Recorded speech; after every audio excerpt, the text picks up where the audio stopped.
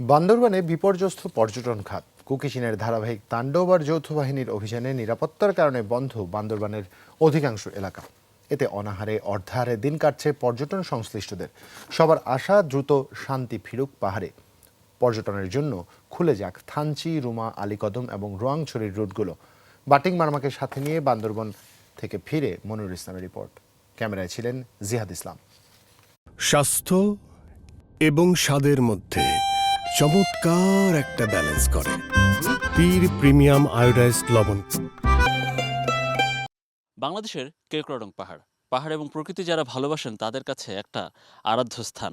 কিন্তু চূড়া হিসেবে এখানে চূড়ার উপরে দেয়ালের কটেজ তুলে চূড়ার মহত্ব এবং সৌন্দর্য পুরোটাই নষ্ট করেছেন স্থানীয় উদ্যোক্তারা।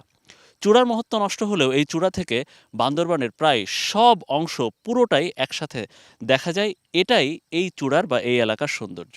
কিন্তু এই সৌন্দর্য দেখার যে সুযোগ, সে সুযোগ বহু মাস ধরে বন্ধ পর্যটক বা ট্রেকারদের জন্য।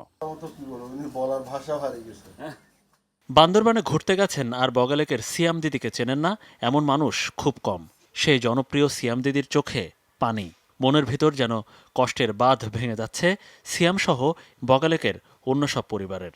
কারণ পর্যটনে নির্ভর মানুষের আয়ের পথ বন্ধ প্রায় 2 বছর ধরে। ব্যবসা তো নাই, আর এমনি আমাদের মালপত্র কেনাকাটা এগুলোও নাই, আর দোকানে টুকটাক ব্যবসাও কিচ্ছু নেই, নিজেদের খাবারও নাই, কিন্তু খুব কষ্টেই আছি।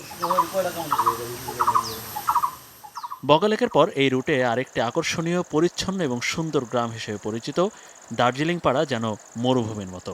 অভিযান, আতঙ্ক এবং আয় বন্ধ হয়ে যাওয়ায় গ্রাম ছেড়ে চলে গেছেন অনেকে।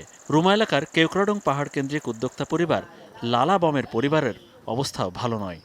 অনেক লস, এই পর্যটক আসতে পার না, গাড়ি চলা বন্ধ, আর বাজারে আসা যাওয়াটাও খুবই কষ্ট। পর্যটক আসলে আমরা অনেক ভালো হয়ে যাবে ব্যবসা, তারপরে আমাদের পরিবার। বান্দরবানের পাহাড়ে কুকি চীনের উৎপাত শুরু হবার পরই বন্ধ করে দেওয়া হয় পর্যটকদের যাওয়া আসা। এতে সবচেয়ে সংকটাপন্ন এলাকা রুমা ও থানচি। যে রুমা বাজার রোজ শত শত পর্যটকের ঠাসা থাকত, সেখানে কান পাতলে শোনা যায় শুধুই দীর্ঘশ্বাস। পর্যটন খাতের গাইড, চাঁদের গাড়ি এবং বাইক চালকদের সংসার যেন চলে না। থানচি জনপদের অবস্থাও একই রকম। বলিপাড়া হয়ে থানচি, রেমাক্রি, নাফাখুম, আমিয়াখুমের আশপাশের গ্রামের মানুষের আয়ের পথ বন্ধ। আমাদের পরিবার নিয়ে আমরা খুব কষ্টে আছি। মানে যে বাসায় যে বাজার করে নিয়ে যাব এরকম টাকা পর্যন্ত আমাদের পকেটে নাই। অবস্থা খারাপ শুধু ভেতরে নয়, শহরেও নেই পর্যটকদের আনাগোনা। গত 2 বছর ধরে একদমই ব্যবসা করতে পারেননি ব্যবসায়ীরা। 2020 সাল থেকে প্রথম করোনার ধাক্কা, এরপর কয়েক মাসের জন্য পরিস্থিতি ভালো হয়। পরে 2022 সাল থেকে শুরু হয় কুকি চীনের উৎপাত। অনেক ব্যবসায়ী এখন হোটেল ও গাড়ি বিক্রি করে দেওয়ার পরিকল্পনা করছেন। বিগত 4 বছর যাবৎ ব্যবসা বাণিজ্য সব ক্ষেত্রে ব্যাংকের ঋণের টাকাও দিতে পারতেছি না। এমনকি অনেক প্রতিষ্ঠান মানুষ বিক্রি করার জন্য বসে আছে বান্দরবনে।